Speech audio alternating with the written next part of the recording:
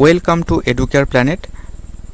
তোমরা যারা দশম শ্রেণীতে পড়ো, তো আমরা ক্লাস 10-এর থার্ড চ্যাপ্টার ফিজিক্যাল সায়েন্সের অবশ্যই যে রাসায়নিক গণনা বলে অধ্যায়টা রয়েছে, ওই চ্যাপ্টার থেকে আমরা একটা সিরিজ স্টার্ট করেছিলাম এবং আমি বলেছিলাম যে এই সিরিজের মধ্যে 30টা তোমাদের অঙ্ক থাকবে রাসায়নিক গণনার ওপরে এবং 30টা কোশ্চেনই কিন্তু খুব গুরুত্বপূর্ণ। তোমাদের এর আগে আমি 3টে পার্টে 15 পর্যন্ত অঙ্ক দেখিয়েছিলাম। তো আজকে আমরা 4 নম্বর পার্ট স্টার্ট করব 16 নম্বর দাগ থেকে। তো দেখো 16 দাগের অঙ্ক কি বলেছে একবার পড়ে নেই। 21 গ্রাম লোহিত তপ্ত আয়রনের ওপর দিয়ে স্টিম চালনা করলে কি পরিমাণ হাইড্রোজেন পাওয়া যাবে? এসটিপিতে তার আয়তন কত হবে? ব্র্যাকেটে লেখা আছে Fe = 56, অর্থাৎ আয়রনের বা লোহার পারমাণবিক ভর কত? 56, এটা বলা আছে। তো অঙ্কটা কিভাবে করবে? প্রথমেই বিক্রিয়ার সমীকরণটা লিখবে। বিক্রিয়ার সমীকরণটি হবে, দেখো কি বলেছে, লোহিত তপ্ত আয়রন অর্থাৎ আয়রনের মধ্য দিয়ে, এই আয়রন, এর ওপর দিয়ে বলছে যে স্টিম চালনা করলে, স্টিম মানে জলীয় বাষ্প অর্থাৎ জলের সংকেত লিখলেই হবে, সমান সমান কি উৎপন্ন হবে? হাইড্রোজেন। আর একটা এখানে দেখো হাইড্রোজেন তো উৎপন্ন হচ্ছে, আর এর সাথে দেখো উৎপন্ন হবে সেটা Fe3O4 অর্থাৎ ফেরিক অক্সাইড। দেখো সমতা বিধান করতে হবে, এখানে অক্সিজেন 4টে রয়েছে, এখানেও তাহলে তোমাকে কি করতে হবে? 4 দিতে হবে। আর এখানে দেখো আয়রন 3টে রয়েছে, তাহলে এখানে আয়রন 3টে করতে হবে। আর হাইড্রোজেনটা তাহলে কটা হলো? মোট 4টে পরমাণু রয়েছে, কিন্তু এখানে 2টো আছে, অর্থাৎ এখানে 4 দিয়ে তোমাকে গুণ করতে হবে, তাহলে আমাদের সমতা বিধানটা হয়ে যাবে। দেখো এখানে বলেছে আয়রনের পারমাণবিক ভর কত? 56। তাহলে এখানে যদি আমি এদের আণবিক ভরটা বের করি তখন কত হবে? 3 গুণ 56, অর্থাৎ 3 × 6 = 18, 8 হাতে থাকে 1, 3 × 5 = 15, 16, 168। আর এখানে দেখো আমাদের বলেছে কি পরিমাণ হাইড্রোজেন বের করতে হবে, হাইড্রোজেন পাওয়া যাবে, তার মানে হাইড্রোজেন বের করতে হবে, অর্থাৎ 4 হাইড্রোজেনের 1, 2টো আছে বলে 2 গুণ, অর্থাৎ এটা হয়ে যাবে 8। ক্লিয়ার? তাহলে এখানে আয়রন আর হাইড্রোজেনের মধ্যে রিলেশন আছে। তাহলে আমরা লিখতে পারি, দেখো আমাদের বের করতে হবে কি পরিমাণ হাইড্রোজেন পাওয়া যাবে। অতএব 168 গ্রাম আয়রন থেকে হাইড্রোজেন পাওয়া যাবে বা পাওয়া যায় 8 গ্রাম। অতএব এখানে বলেছে 21 গ্রাম যদি আয়রনকে উত্তপ্ত করো তখন কি হবে? 21 গ্রাম উত্তপ্ত আয়রনের উপর দিয়ে যদি স্টিম চালনা করো, তাহলে আয়রনের পরিমাণ যদি 21 গ্রাম হয়, তাহলে সেখান থেকে হাইড্রোজেন পাওয়া যাবে কতটা? পাওয়া যাবে দেখো 8, তার নিচে কত হবে? 168, 8-এর নিচে 168, আর 21টা পাশে গুণ হয়ে যাবে। এটাই ছিল নিয়ম।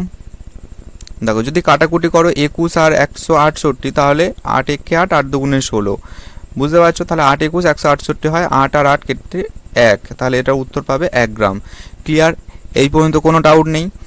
তাহলে আমাদের যে হাইড্রোজেনের পরিমাণটা পাওয়া যাবে সেটা 1 গ্রাম। এবারে বলো যে 1 গ্রাম হাইড্রোজেনের আয়তন কত সেটা বের করতে হবে। তো এবারে দেখো আমরা জানি এসটিপিতে অর্থাৎ স্ট্যান্ডার্ড টেম্পারেচার প্রেসার, এইটাতে দেখো হাইড্রোজেনের সংকেত কি? H2, তার মানে কি 2 × 1, অর্থাৎ 2 গ্রাম। আমরা কি লিখতে পারি? যে 2 গ্রাম। তাহলে হাইড্রোজেনের আণবিক ভর কত হবে? 2। তাহলে আমরা বলতে পারি যে 2 গ্রাম হাইড্রোজেন এর আয়তন কত হবে? 22.4 লিটার। অতএব আমাদের বের করতে হবে 1 গ্রাম হাইড্রোজেনের আয়তন, তাও আবার এসটিপিতে। তাহলে কত হবে বলো তো? একটা হাফ হয়ে যাচ্ছে, তার মানে এটারও হাফ হয়ে যাবে, অর্থাৎ 22.4 তাকে 2 দিয়ে ভাগ করে দেবে, এত লিটার। তার মানে এটা কত হবে? 11.2 লিটার। কাটাকুটি করলে এটাই পাবে। তো উত্তরটা কি লিখবে? যে 21 গ্রাম লোহিত তপ্ত আয়রনের ওপর দিয়ে স্টিম চালনা করলে 1 গ্রাম হাইড্রোজেন পাওয়া যাবে এবং এসটিপিতে তার আয়তন কত হবে? 11.2 লিটার। মনে দেখো একবার পড়ে নেওয়া যাক। 4 গ্রাম সোডিয়াম হাইড্রোক্সাইডকে প্রশমিত করতে কত গ্রাম সালফিউরিক অ্যাসিড প্রয়োজন? দেওয়া আছে হাইড্রোজেন 1, অক্সিজেন 16, সোডিয়াম 23 আর সালফার 32। তো প্রথমেই বিক্রিয়ার সমীকরণটা লিখবে। এর উত্তরটা কি হবে? বিক্রিয়ার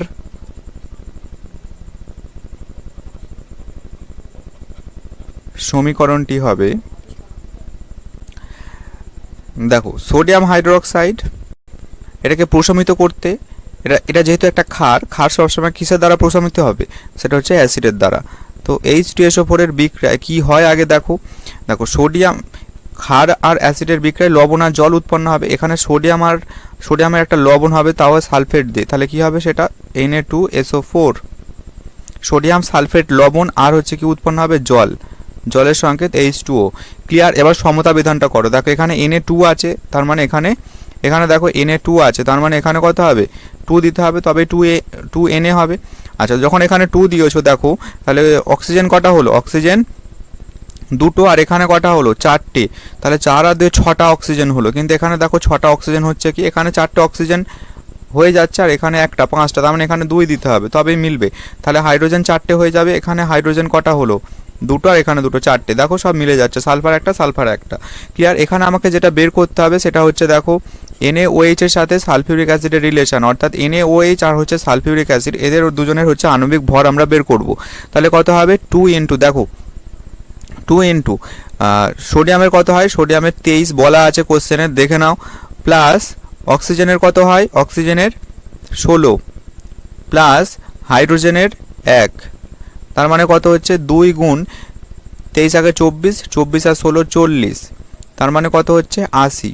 আর সালফিউরিক অ্যাসিডেরটা আমরা হিসেব করে নিই। হাইড্রোজেনের 1, 2টো আছে বলে 2 গুণ, প্লাস সালফারের 32, প্লাস অক্সিজেনের 16, 4টে আছে বলে 4 দিয়ে গুণ হবে। তাহলে কত হবে? 2 যোগ 32 যোগ 64, অর্থাৎ এগুলোকে যদি করো দেখো 32 আর 2 34, 34 আর 64 মানে কত? 98। তাহলে আমরা বলতে পারি যে 80 গ্রাম NaOH কে প্রশমিত করতে সালফিউরিক অ্যাসিড লাগে 98 গ্রাম। তাহলে আমরা এরকম লিখব যে অতএব 80 গ্রাম NaOH কে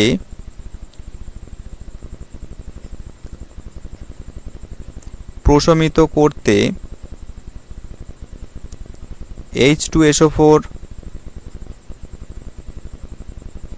প্রয়োজন 98 গ্রাম। অতএব আমাদের প্রশ্নে কত বলা আছে? সোডিয়াম হাইড্রোক্সাইড, সেটা হচ্ছে 4 গ্রাম।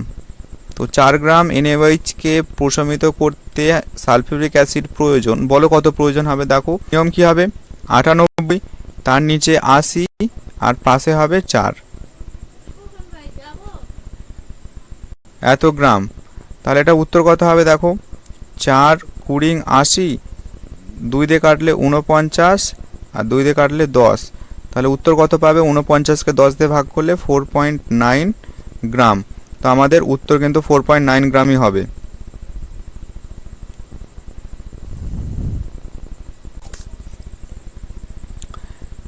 এরপরে আমরা 18 দাগেরটা করে নিই।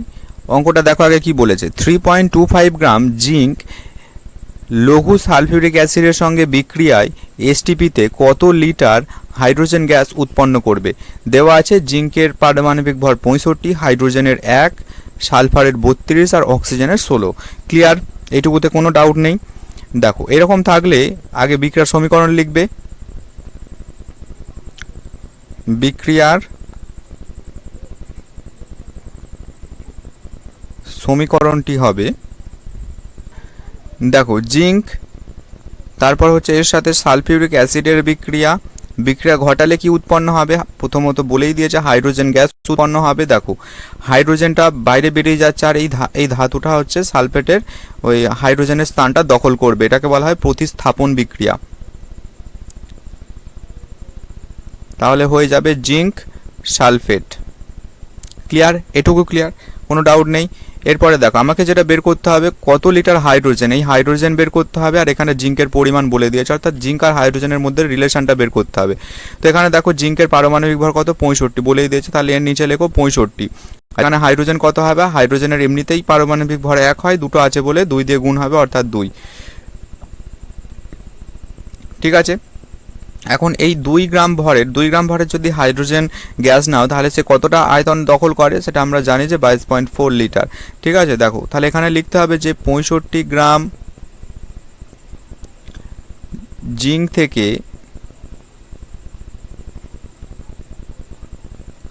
উৎপন্ন হাইড্রোজেনের এসটিপিতে আয়তন 22.4 লিটার। অতএব আমাদের এখানে কত পরিমাণ জিঙ্ক বলেছে, 3.25 গ্রাম। এত গ্রাম জিঙ্ক থেকে উৎপন্ন হাইড্রোজেনের এসটিপিতে আয়তন কত হবে, নিয়ম 22.4টা প্রথমে লিখবে, নিচে কোনটা যাবে, প্রথমেরটা 65 ইন্টু পাশে হবে 3.25 এত লিটার। ক্লিয়ার, সমান চিহ্ন দাও। দেখো এখান থেকে পয়েন্ট তুলে দাও, এখানে একটা শূন্য বসিয়ে দাও, এখান থেকে পয়েন্ট তুলে দাও, নিচে 100 করে দাও। ঠিক আছে, এবারে দেখো 325 আর 650 2 দিয়ে কাটা যায়, অর্থাৎ 325-এর ডবল 650। আচ্ছা 2 দিয়ে যদি এটাকে কাটো কত হবে, 11 দুগুণে 22, 2 দুগুণে 4, তার মানে কত পাচ্ছ তুমি, 112, তার নিচে 100, তার মানে কত, দেখো 112কে যদি 100 দিয়ে ভাগ করো তাহলে কত অ্যান্সার পাবে, 1.12, তাহলে এত লিটার। তো এইটা হবে উত্তর। দেখো এরপরে আমরা 19-এর দাগেরটা করব, আগে একবার পড়ে নিই। এসটিপিতে 56 ঘন সেমি কার্বন মনোক্সাইডের ভর কত, মোল সংখ্যা নির্ণয় করো। দুটো কোশ্চেন আছে, এক কার্বন মনোক্সাইডের ভর কত আর তার মোল সংখ্যা সেটা হিসাব করতে বলেছে। তাহলে দেখো অঙ্কটা আমরা কিভাবে করব। উত্তর, এখানে দেখো কোনো বিক্রিয়ার কথা কিছু বলেনি, শুধু বলেছে কার্বন মনোক্সাইডের ভর কত। তো তুমি আগে এটা বলো যে সিও কার্বন মনোক্সাইডের আণবিক ভর কত হবে, দেখো কার্বনের 12 আর অক্সিজেনের হচ্ছে 16, তাহলে দুটো মিলে কত হবে 28। তাহলে আমরা বলতে পারি যে 28 গ্রাম, তাহলে দেখো 28 গ্রাম, এরকম লিখতে পারি যে 28 গ্রাম কার্বন মনোক্সাইডের এসটিপিতে আয়তন কত হবে, 22.4 লিটার, এটা আমরা জানি। দেখো কিন্তু যেহেতু এখানে সেমি কিউব বলেছে, তো সেই জন্য লিটারটাকে তোমাকে যদি ঘন সেমিতে কনভার্ট করতে বলে তাহলে এর সাথে 1000 দিয়ে তোমাকে গুণ করতে হবে, তাহলে সেটা সেমি কিউব হয়ে যাবে, অর্থাৎ এটা হয়ে যাবে 22,400 এত সেমি কিউব। তো এই লাইনটাকে আমরা ঘুরিয়ে লিখব যে অতএব 22,400 ঘন সেমি সিও এর ভর কত লিখব, 28 গ্রাম। আর আমাদের বের করতে হবে 56 ঘন সেমির আয়তন কত, তো 56 সেমি কিউব কার্বন মনোক্সাইডের ভর কত হবে, দেখো 28, তার নিচে কত হবে 22,400 ইন্টু 56 এত গ্রাম। ক্লিয়ার, এটুকু বোঝা গেছে। সমান সমান দেখো কাটাকুটি করতে হবে, 14 দিয়ে কাটি, 14 দুগুণে 28, এটাকে যদি 14 দিয়ে কাটো, 14কে 14, এখানে 8 আর 4 84 বেশি, 6 14 84, আর দুটো শূন্য বসিয়ে দাও। আবার 2 দিয়ে কাটো, 2 দিয়ে কাটলে এটা কত হবে 800। আচ্ছা এটাকে 8 দিয়ে কাটো, 27 56, আর এটাকে করলে 100, তাহলে উত্তর কত হচ্ছে 7-এর নিচে 100 গ্রাম, তার মানে কত 0.07 এত গ্রাম। ক্লিয়ার, তাহলে আমরা বলতে পারি যে 56 ঘন সেমি কার্বন মনোক্সাইডের ভর 0.07 গ্রাম। এরপরে বলেছে মোল সংখ্যা কত, তাহলে দেখো মোল সংখ্যা বের করতে গেলে উত্তর কি লিখবো, অতএব মোল সংখ্যা বের করতে গেলে আগে আমাদের যেটা বেরোলো, যে অ্যান্সারটা বেরোলো, যে ভরটা বেরোলো, সেই ভরটা এখানে লিখতে হবে 0.07, আর তার নিচে আণবিক ভর কার না সিওর আণবিক ভর কত 28, একটু আগেই বেরোলো 28, তাহলে এটা হয়ে যাবে এত মোল। বুঝতে পেরেছো? তাহলে কত হবে, এটাকে যদি তুমি কাটাকুটি করো, পয়েন্ট তুলে নিচে 100, 7 দিয়ে কাটলে 4 7 28, দুটো শূন্য, তার মানে কত হচ্ছে 1-এর নিচে 400, এত মোল। তার মানে এককে যদি 4 ভাগ করো তাহলে সেটা হয় 0.25, আবার 2 ঘর আগে মানে 0.0025। ঠিক আছে, এইটাই হবে তোমার মোল সংখ্যা। দেখো 20 দাগেরটা কি বলেছে আগে পড়ে নিই। 10 গ্রাম ক্যালসিয়াম কার্বনেটের সঙ্গে অতিরিক্ত লঘু HCl এর বিক্রিয়ায় কার্বন ডাই অক্সাইড উৎপন্ন করা হলো। কত গ্রাম কার্বন ডাই অক্সাইড এবং কার্বন ডাই অক্সাইডের কতগুলি অণু উৎপন্ন হলো সেটা তোমাদের বের করতে হবে। আচ্ছা, কার্বনের 12, অক্সিজেনের 16, ক্যালসিয়ামের 40, এটা বলা আছে। আমাকে দুটো বের করতে হবে। এখানে দেখো বলছে কত গ্রাম কার্বন ডাই অক্সাইড উৎপন্ন হবে আর কার্বন ডাই অক্সাইডের কতগুলো অণু উৎপন্ন হলো সেইটা আমাকে বের করতে হবে। ক্লিয়ার? চলো উত্তরটা আমরা এইভাবে লিখবো। প্রথমেই লিখবো যে বিক্রিয়ার সমীকরণটি হলো, বিক্রিয়ার সমীকরণটি হলো, দেখো বিক্রিয়ার সমীকরণটা কি হবে, ক্যালসিয়াম কার্বনেট প্লাস তার সাথে হচ্ছে HCl বিক্রিয়া করে কি উৎপন্ন হবে, ফার্স্ট এখানে তো কার্বন ডাই অক্সাইড উৎপন্ন হবেই, তার সাথে দেখো আর কি উৎপন্ন হবে, ক্যালসিয়াম ক্লোরাইড প্লাস জল H2O। ক্লিয়ার? এবারে দেখো এখানে হাইড্রোজেন দুটো, তাহলে এখানেও 2H দিতে হবে, Cl দুটো মিলে যাবে, ক্যালসিয়াম সবে ঠিক আছে, হাইড্রোজেন দুটো সবই হয়ে যাবে। আচ্ছা, অক্সিজেন কটা, 2, 1 3, এখানেও 3টে। ঠিক আছে, তো এইটা হচ্ছে বিক্রিয়ার সমীকরণ। আমাকে বের করতে হবে কি, কার্বন ডাই অক্সাইড। তো এখানে কার্বন ডাই অক্সাইড আর কি দেওয়া আছে, ক্যালসিয়াম কার্বনেট, আর হচ্ছে ক্যালসিয়াম কার্বনেট। তাহলে ক্যালসিয়াম কার্বনেট আর কার্বন ডাই অক্সাইডের মধ্যে এখানে একটা রিলেশন আছে। দেখো ক্যালসিয়াম কার্বনেটের আণবিক ভর কত হবে, ক্যালসিয়ামের দেখো 40 প্লাস কার্বনের 12, অক্সিজেনের 16, কিন্তু 3টে আছে বলে 3 দিয়ে গুণ হবে, 40 12 52 যোগ 48, তার মানে কত, 100। আচ্ছা, কার্বন ডাই অক্সাইডের 12, অক্সিজেনের 16, তো 2 আছে বলে 2 দিয়ে গুণ, তাহলে 12 আর 32, তার মানে কত, 44। ঠিক আছে, তাহলে আমরা লিখবো এর পরের লাইনে, অতএব 100 গ্রাম ক্যালসিয়াম কার্বনেট থেকে CO2 উৎপন্ন হয় 44 গ্রাম। আমাদের বলা আছে কত এখানে, 10 গ্রাম ক্যালসিয়াম কার্বনেট, অতএব 10 গ্রাম ক্যালসিয়াম কার্বনেট থেকে কার্বন ডাই অক্সাইড উৎপন্ন হয় কত হবে, দেখো 44, দেখো এটা 100টা 10 হয়েছে, মানে 10 দিয়ে ভাগ করে পাওয়া গেছে, তাহলে এদিকেও কিন্তু 10 দিয়ে তোমাকে ভাগ করতে হবে, অর্থাৎ বোঝাই যাচ্ছে 4.4 গ্রাম হবে।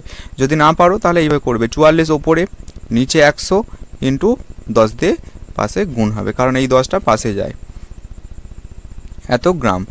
0 0 কাটো, 44কে যদি 10 দিয়ে ভাগ করো 4.4 গ্রাম হবে, এইটা হবে উত্তর। এটা হচ্ছে প্রথমটা, কত গ্রাম কার্বন ডাই অক্সাইড উৎপন্ন হবে, তার উত্তর কি পেলাম, যে 4.4 গ্রাম। এরপরে বলছে যে কার্বন ডাই অক্সাইডের কতগুলি অণু উৎপন্ন হয়। আচ্ছা, একটু আগে দেখো কার্বন ডাই অক্সাইড মানে কত, সেটা হচ্ছে 44 গ্রাম। তাহলে আমরা বলতে পারি যে 44 গ্রাম কার্বন ডাই অক্সাইডের মধ্যে কতগুলো অণু রয়েছে কার্বন ডাই অক্সাইডের, সেটা হচ্ছে অ্যাভোগাড্রো সংখ্যক। তাহলে আমরা লিখব